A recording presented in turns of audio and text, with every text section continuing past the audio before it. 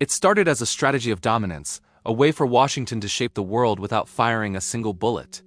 Sanctions were supposed to be the clean weapon of the modern empire, invisible, silent, devastating. But somewhere along the way, the weapon turned back toward its maker. And today it's not Russia, Iran, or China feeling the deepest wound, it's the US dollar itself. When the United States built its global order after World War II, it did something extraordinary. It didn't just create allies, it created a financial empire. The Bretton Woods system made the dollar the backbone of the global economy. Every barrel of oil, every shipment of wheat, every ton of copper, all priced in dollars. The world's reserves, the world's debts, the world's dreams, all tied to the green paper printed in Washington. For decades, this gave America almost supernatural power. With one signature, it could cut entire nations off from global trade. With one regulation, it could freeze billions in foreign assets. And with one word, sanctions, it could bring countries to their knees without firing a missile. It worked until it didn't. When the US sanctioned Iran in 2012, the world grumbled but obeyed. When it froze Russia's central bank reserves in 2022, something changed forever. For the first time in history, a nuclear power, one of the world's top commodity exporters, was cut out of the dollar system overnight. Hundreds of billions vanished from its accounts. And in that moment, every other nation quietly understood the message. If it can happen to Russia, it can happen to us. From that day on, the unthinkable became a plan. China began accelerating its cross-border interbank payment system alternative to SWIFT. India and Russia started trading in rupees. Saudi Arabia signed new oil deals in yuan. And dozens of African and Asian nations began asking the same forbidden question: why do we need the dollar at all? Washington didn't notice the shift at first. It thought sanctions were working. The ruble had fallen. Russian markets had collapsed. The headlines looked like victory. But beneath the surface, something far bigger was happening. A financial migration unlike anything the modern world had seen. Nations that once feared the dollar began quietly escaping it. They built currency swap lines, created sovereign digital ledgers, and stocked their vaults with gold instead of US treasuries, because they had learned the truth. The moment the dollar became a weapon, it stopped being neutral, and neutrality is the foundation of global trust. The numbers tell the story better than any speech. In 2001, nearly 72% of global reserves were held in dollars. Today, that number has fallen below 58% and dropping faster every year. Gold reserves are at record highs. The yuan, the dirham, and even the ruble are slowly becoming regional anchors. And while the West celebrates punishing rogue states, the rest of the world is quietly building a new financial order where America no longer sets the rules. It's ironic. For decades, sanctions were supposed to keep enemies weak. Instead, they gave those enemies a reason to unite. They pushed Moscow toward Beijing, Tehran toward Riyadh, and the entire global south toward a common cause: monetary independence. And yet the real danger for the United States isn't what those nations are building. It's what they're abandoning, the trust that once made the dollar untouchable. Because once that trust evaporates, the empire of paper begins to crumble. Not with a bang, but with a whisper. The world had been warned, quietly, indirectly for years.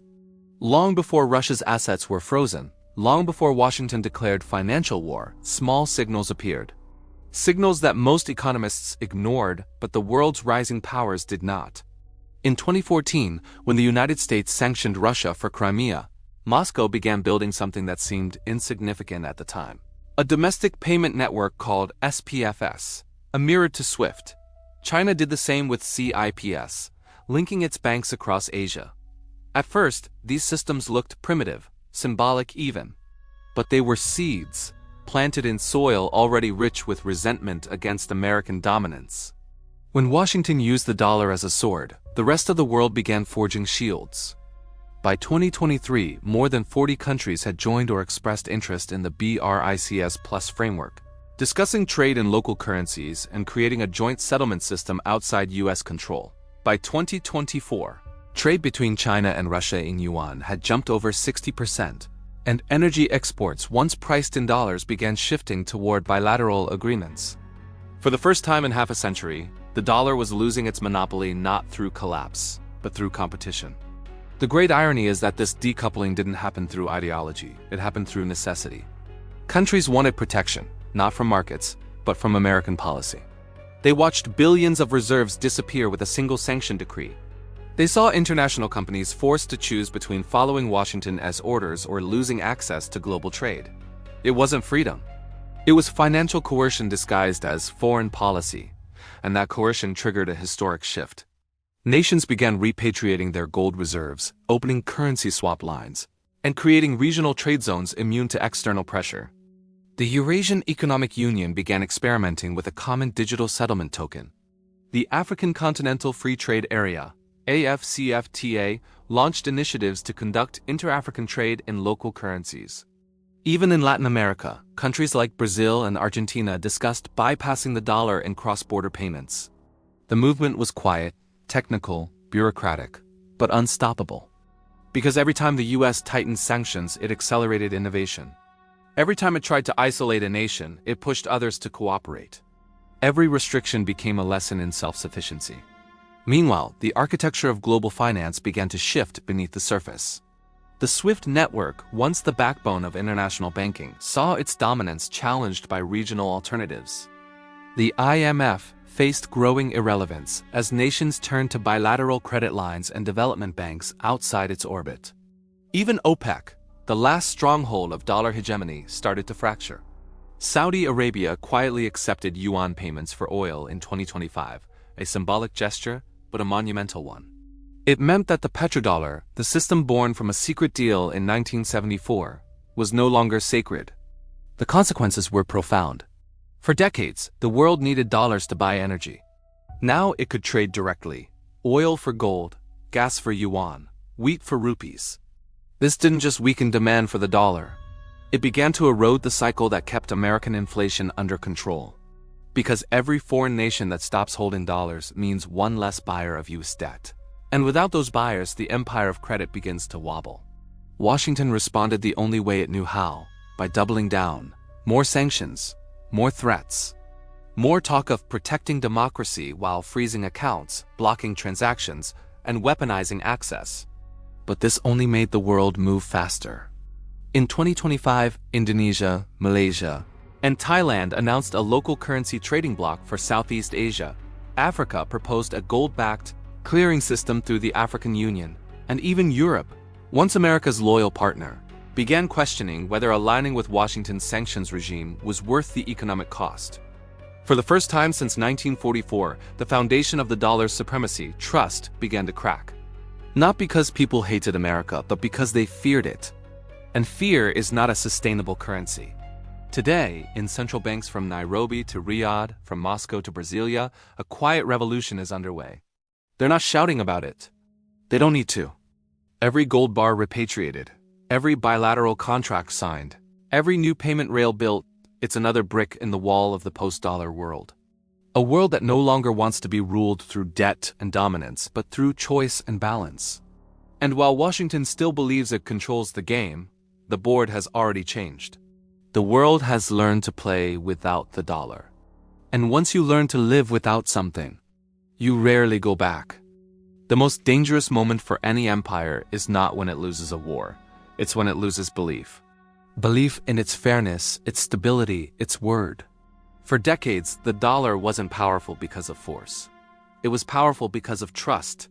Everyone trusted that no matter what happened in politics, the dollar was neutral.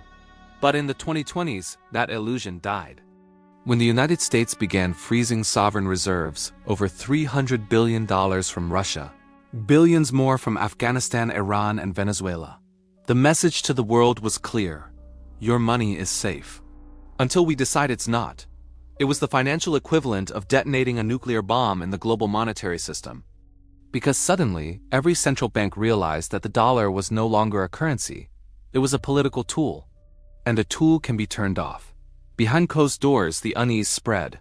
In Singapore, South Africa, and Riyadh, central bankers began asking questions their predecessors never dared to ask. How much control does Washington really have? What happens if our reserves become bargaining chips in the next crisis? And most importantly, how do we escape before it's too late? That's when gold started to move quietly, discreetly. In 2024, central banks bought more than 1,000 tons of gold, the largest accumulation in modern history. Not because they needed jewelry, because they wanted freedom. Gold cannot be sanctioned, frozen, or deleted by a line of code. Meanwhile, the US doubled down on its strategy. New sanctions on Chinese tech firms, new restrictions on energy trades, and a new list of high-risk jurisdictions that included half of the global south. Every action designed to protect the dollar's power, but each one chipped away at its legitimacy. Even America's allies began to feel uneasy. When European companies were fined for trading with Iran despite following EU law, when French banks were penalized for transactions outside US territory, the realization spread. The dollar is no longer global, it's imperial, and empires built on control always face rebellion. In early 2025, the cracks became visible. China, India, and Russia launched a joint settlement platform for commodity trade in non-dollar currencies. African nations proposed a gold-backed trade unit. Latin America's ISUR currency initiative gained momentum. And most symbolically, Saudi Arabia, the pillar of the petrodollar deal since 1974, publicly confirmed that oil contracts no longer need to be settled exclusively in US dollars. That was the moment the dollar's crown began to slip.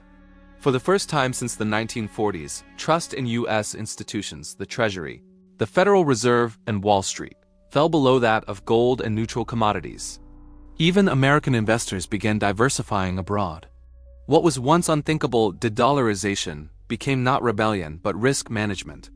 And yet, Washington still doesn't see it. It measures power in sanctions imposed, not in credibility lost, but every new sanction creates another defector. Every new freeze creates another innovation. Every attempt to defend the dollar accelerates its decline. Because the rest of the world isn't just escaping America's currency, it's escaping America's control. The irony is profound. Sanctions were meant to isolate enemies. Instead, they isolated the dollar.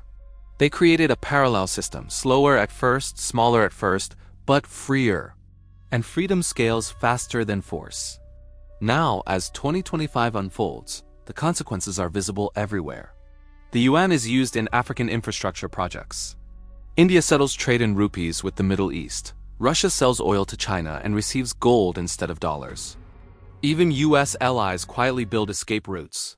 Backup payment channels, diversified reserves, bilateral swaps. The dollar still dominates, yes. But its foundation, trust, has fractured. And history teaches that once trust breaks, empires don't fall with explosions. They dissolve. Like Rome, like Britain, like every power that mistook fear for loyalty. Because power maintained by fear lasts only until the next alternative appears. And that alternative is here, not as a single currency, but as a network, decentralized, multipolar, and beyond the reach of any single nation. The tragedy of the dollar's decline is that it was avoidable.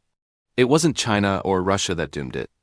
It was the arrogance of believing that money could be both a weapon and a foundation. Weapons destroy, foundations hold. The dollar tried to be both, and in the end, became neither. The empire that once ruled the world with numbers is now being buried by them. And the fall won't come from outside, it will come from within, the moment the world stops believing in promises written on green paper. Closing line for narration. Sanctions were America's sharpest weapon. But in trying to punish the world, it punished the dollar.